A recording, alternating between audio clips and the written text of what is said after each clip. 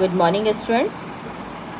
Now, last topic of our chapter, chemical reactions and chemical equation, that is damaging effect of oxidation.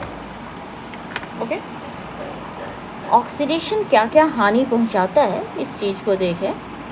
Actually oxidation कहना बहुत सही नहीं है. रिडॉक्सी reaction होता है. ये डैमेज कौन कर रहा है? रिडॉक्स करता है. लेकिन ऑक्सीजन के साथ एडिशन होता हुआ दिखाते हैं. या सिंपल वे में तुम्हें समझाने के लिए क्या कह रहा है कि damaging effect of oxidation. Okay, तो damaging effect of oxidation everyday life में कहाँ कहाँ होता है, ये हम देखने जा रहे हैं. Our heading is damaging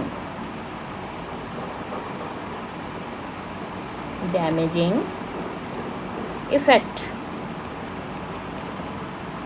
of oxidation in everyday life.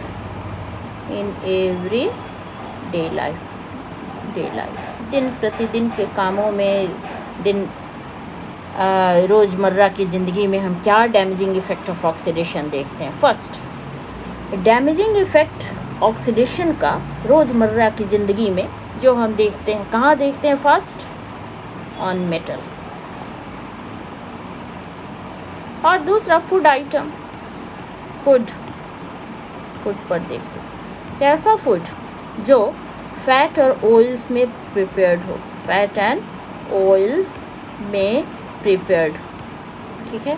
So damaging effect of दो मेटल पे होता है, और फूड वैसे फूड जो कि फैट और ऑयल से में प्रिपेयर्ड हो, बने हो, बने हो.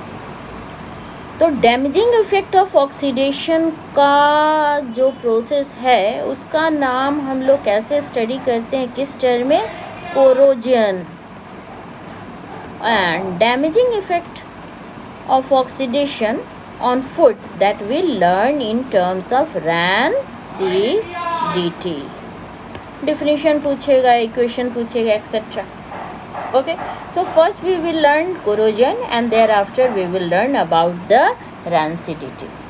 तो ये corrosion में most common example सबको ही जानते हो. क्या जानते हो? Rusting नाम सुना है? Most common example of corrosion is rusting. तो पहले इससे ही हम लोग समझे और उसके बाद डिफिनीशन बनाएंगे. कई रस्टिंग सब ने देखा होगा, कोई ये नहीं कह सकता है कि रस्टिंग हमने नहीं देखा. ठीक है ना. रस्टिंग हमने नहीं देखा, ये कोई नहीं कह सकता है. ठीक है ना. तो रस्टिंग में होता क्या है ये देखें. एक्चुअली रस्टिंग किसका होता है? आयरन का. Rusting is corrosion. But when we learn corrosion, especially in the case of iron, that process is known as rusting. तो रस्टिंग में होता क्या है? यदि आप आयरन को, लोहा को छोड़ दो कुछ समय के लिए, ठीक है ना, 15 दिन 20 दिन, कहाँ भाई? डैम्प एयर में. When आयरन मेटल कहाँ छोड़ देते हैं भाई? किसके प्रेजेंस में? डैम्प एयर. अब डैम्प एयर में मॉइस्चर है, एयर है, ऑक्सीजन है, और भी अदर चीज़ है. तो इस डैम्प एयर में फॉर कंसिडरेबल टाइम छोड़ देते हैं. तो क्या देखते हैं बच्चों कि red brown flaky substance iron object पर अपीयर कर जाता है, सरफेस पर. जो भी आयरन का सरफेस है उस पर रेड ब्राउन फ्लैकी सबस्टांस. कैसा सबस्टांस भाई? ये सबस्टांस कैसा है? Red brown substance and it is flaky in nature. flaky भुरभुरा. ठीक है. भुरभुरा होता है ये सबस्टांस. ठीक है. पोरस होता है और आसानी से गिर जाता है. ये जो रेड ब्राउन सबस्टांस है ये पिल ऑफ हो जाता है. ठीक है ना. फॉल्स ऑफ हो जाता है, नीचे गिर जाता है. ठीक है. पोरस होने के कारण, फ्लैकी होने के कारण ये क्या करता है? फॉल्स ऑफ कर जाता है, गिर जाता है. ठीक है. अब तुम ही सोचो कि ये आयरन ऑब्जेक्ट है और ऊपर एक डैम्प एयर के प्रेजेंस में रेड ब्राउन फ्लैकी सबस्टांस, भुरभुरा सा सबस्टांस फॉर्म किया, और चूँकि भुरभुरा है आसानी से खुद ब खुद गिर जाता है तो इसके कारण होगा क्या कि फर्स्ट लेयर जो आयरन का गया था हमारा, क्या बनाया था, एक सबस्टांस बना दिया था रेड ब्राउन सबस्टांस, वो नीचे जब गिर जाएगा तो बच्चों फिर क्या होगा, अंडरनीथ मेटल आ जाएगा, अंदर वाला मेटल आयरन आ जाएगा, फिर डैम्प एयर के प्रेजेंस में है, फिर डैम्प एयर के प्रेजेंस में क्या होगा कि सेकेंड लेयर जो आयरन का है उस पर भी रेड ब्राउन फ्लैकी सबस्टांस वो क्रिएट करेगा, फिर वो फॉल ऑफ कर जाएगा, फिर उसके अंदर का आयरन का लेयर, यानी it is your continuous process. ये रस्टिंग जो हम रेड ब्राउन सबस्टांस बन गया, it is a continuous process, continuous process लगातार होते रहता है यदि इसको समय पे नहीं रोका गया, डैम्प एयर में प्रिवेंशन ना लेते, ठीक है। तो ये कंटिन्यूअस प्रोसेस है। और ये रेड ब्राउन फ्लैकी सबस्टांस जो भुरभुरा सबस्टांस, पोरस सबस्टांस बनता है बच्चों, इसी को क्या कहते हैं, रस्ट, इसी को रस्ट कहते हैं। ये क्या हुआ भाई, सिंपल सी बात कि आयरन को हमने डैम्प एयर के कांटेक्ट में रखा, छोड़ दिया, कुछ भी नहीं कर रहे हैं, अपने आप होता है, ओके, अपने आप होता है। रेड ब्राउन सबस्टांस डेवलप कर जाता है, फ्लैकी होने के कारण वो गिर जाता है, गिरने के कारण फिर लेयर, सेकंड लेयर रस्टेड हो जाएगा, and so the process goes on, ये प्रोसेस चलते जाता है। और यदि ये नहीं रोका गया, the whole metal will eaten up, सारा काम, सारा मेटल बर्बाद हो जाएगा, ग्रेजुअली, धीरे धीरे ही हो जाएगा, ठीक है। So now we are able to write the definition of rusting, ना कह के कोरोजन कहते हैं। Rusting is a type of corrosion. So what is corrosion?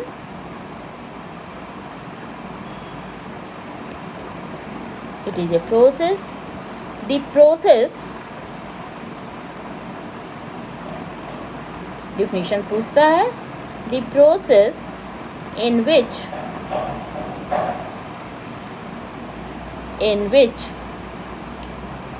the metal is gradually eaten up, ठीक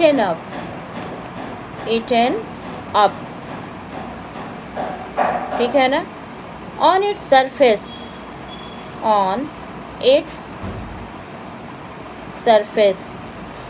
क्या ऐसे कर दो, gradually eaten up by atmospheric agent,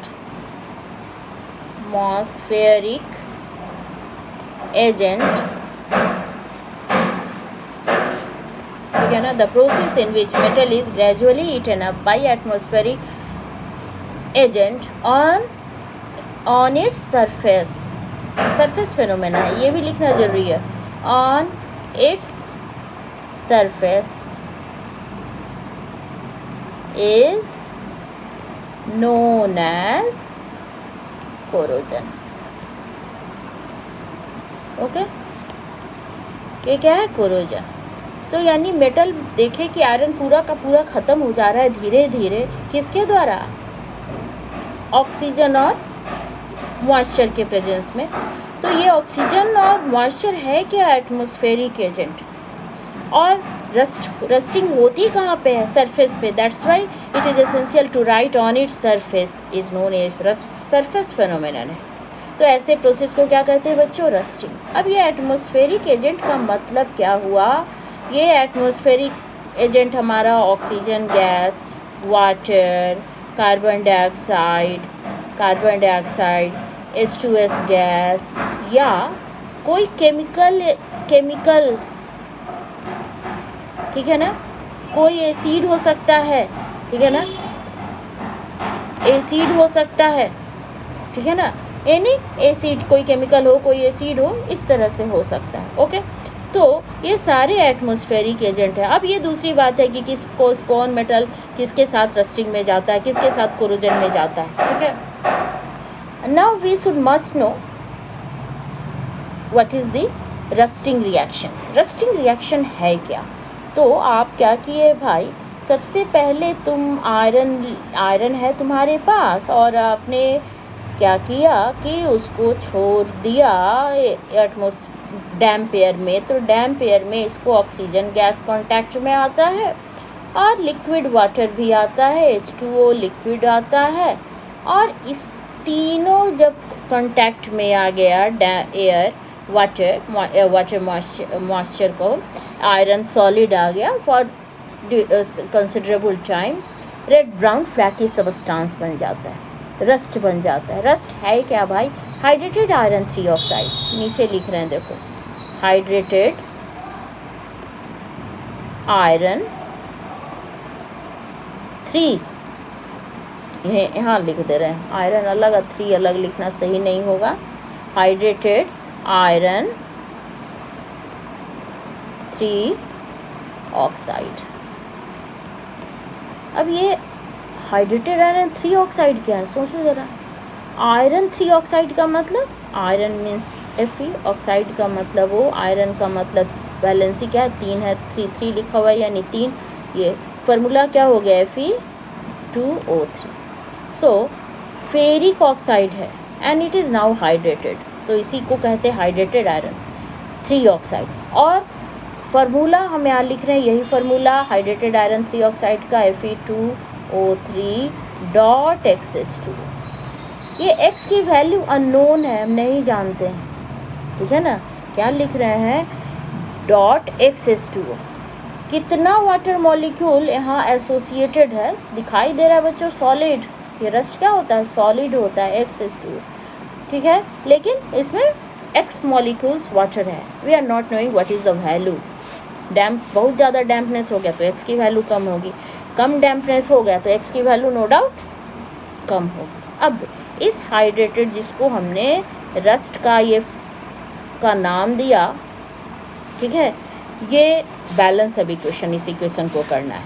it is a redox reaction, आप चाहो तो इसको टेस्ट कर लोगे। ये क्या है भाई, रिडॉक्स रिएक्शन। कहा गया था ऑक्सीडेशन, लेकिन एक्चुअली हमने ये सिखा चुके हैं कि रिडॉक्स का मतलब oxidation as well as reduction. Oxidation state निकाल के कैलकुलेट कर लोगे, देख लोगे, चेक कर लेना। अब क्या है, बैलेंस करना। 2 आयरन है, 2 लिखो, ठीक है। अब 3 ऑक्सीजन है, अब 3 यहाँ लगाओगे तो ये ऑक्सीजन 6 हो गया, तो क्यों नहीं डायरेक्ट यहाँ 2 कर दो।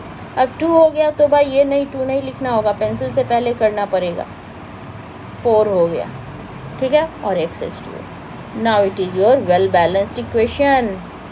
अब ये वेल बैलेंस्ड इक्वेशन किसके लिए हो गया, for rusting. Is it clear, ये हमारा रस्टिंग के लिए हो गया। तो सीधे जो चीज़ इन्वॉल्व होता है उसी को लिखा और ये लिखा। अब आप यदि चाहते हो चेक करना, it is redox, reduction as well as oxidation, determine oxidation state. Student my dear, Fe0 0, okay, Fe hydrogen +1, oxygen -2, and here iron is your, 1 oxygen को 2 चाहिए, 3 ऑक्सीजन को 6 देने वाला 2 आयरन, तो 1 आयरन कितना दे रहा है, 3। ऑक्सीजन इज़ -2, ये -2, ये प्लस। अब देखो भाई, ये आयरन 0 से प्लस में गया, यहाँ देखो 0 से +3 में गया, इंक्रीज इन ऑक्सीडेशन स्टेट, तो ये ऑक्सीडेशन हो रहा है, ये ऑक्सीडेशन में जा रहा है, और ऑक्सीजन 0 से -2 में जा रहा है, तो यहाँ रिडक्शन हो रहा है। कहा था ना कि दोनों होता है, जहाँ ऑक्सीडेशन वहाँ रिडक्शन, कल्पना भी ना करो भाई, ठीक है। तो ये रस्टिंग ऑफ आयरन है। डेफिनेशन आपने देख लिया, इक्वेशन देख लिया, ये भी समझिए कि रिडॉक्स है। अब क्या है, कोरोजन कंटिन्यूअस प्रोसेस है, ये भी समझ गए कि एक बार यदि प्रिवेंट नहीं किए विद इन टाइम तो हो सारा का सारा मेटल बर्बाद। कुछ और भी हमारे मेटल जाते हैं कोरोजन में, जैसे कॉमन ही एग्जाम्पल्स हमें देखना है, कॉपर का इस चैप्टर में देखना है, सिल्वर का, हालांकि अदर मेटल्स भी हमारे जाते हैं, जैसे एल्युमिनियम का ऑक्सीडेशन यूज़फुल है। Oxidation, damaging effect of oxidation वहाँ नहीं कहते हैं, वहाँ यूज़फुल इफ़ेक्ट कहते हैं। तो एल्युमिनियम तो अभी नहीं देखेंगे, मेटल नॉन मेटल में देखेंगे, ठीक है। तो कॉपर का ऑक्सीडेशन देखेंगे और रिडॉक्स रिएक्शन देखेंगे, यानी कि क्या देखेंगे भाई, इसको हम लोग कोरोजन देखने जा रहे हैं। चलिए कॉपर में, कॉपर पूजा में ज़रूर देखा होगा, पूजा का कॉपर का लोटा होता है, कॉपर तांबे का लोटा छोटा सा देखता है, और जब नहीं उसको साफ़ करो तो ग्रीन कोटिंग ऑब्ज़र्व करते होगे, और उसी को एसिड से जब रगड़ते हैं, एसिड यानी कि सोप यूज़ करते हैं, लेमन यूज़ करते हैं, में तो वो ख़त्म हो जाता है, हट जाता है। तो ये ग्रीन कोटिंग है क्या भाई? ग्रीन कोटिंग है क्या, इसको हमको जानना चाहिए। और ये हुआ क्या भाई, हुआ क्या? कोरोजन। ये कॉपर किस कोरोड कर गया एटमॉस्फेरिक एजेंट की मदद से। तो हम लोग रिएक्शन कोरोजन ऑफ कॉपर देख रहे हैं। किसका पहले देख लें? Corrosion of copper. Corrosion of copper में, कोरोजन ऑफ कॉपर, तो कॉपर के ऊपर क्या होती है? ग्रीन कोटिंग होती है। ग्रीन कोटिंग ग्रीन कलर का होता है, ठीक है ना। ये जो सबस्टांस प्रोडक्ट बनता है वो क्या होता है? ग्रीन होता है। और इस ग्रीन का नाम क्या है? Basic copper carbonate. इसका नाम क्या है भाई? Basic copper carbonate. देखो नाम लिख रहे हैं बेसिक, यही नाम याद रखना है। जैसे हम लिख रहे हैं वैसे पढ़ोगे तो याद करने में दिक्कत नहीं होगी, एकदम नहीं भूलोगे। Basic copper carbonate, carbonate. अब सोचो, ये बेसिक कॉपर कार्बोनेट का मतलब, कॉपर कार्बोनेट का फॉर्मूला तो CuCO3 हो गया। अब basic copper carbonate dot CuOH whole. This is your formula for the basic copper carbonate. लिख डालो इसी को, CuCO3 डॉट CuOH होल। लिख दिया, आगे पीछे लिख दोगे, उससे नहीं कोई दिक्कत है, ठीक है। ये दिस वन इज Cu। अब क्या करें? This one is your Cu,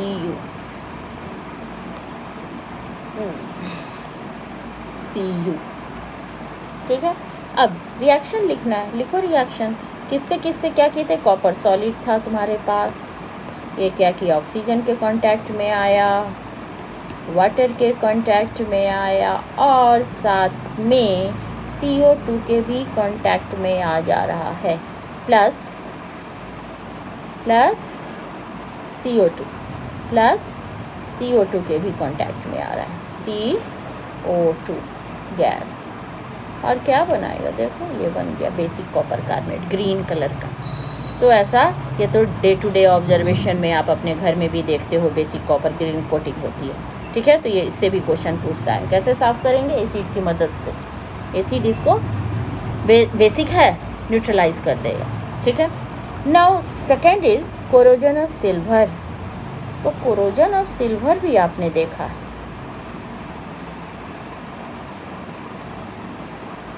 क्या है कि जब कई बार चांदी को देखोगे काला हो गया, ब्लैक कोटिंग हो जाती है, ब्लैक हो जाता है, तो कहते हैं कोरोड कर गया, काला हो गया भाई, ठीक है।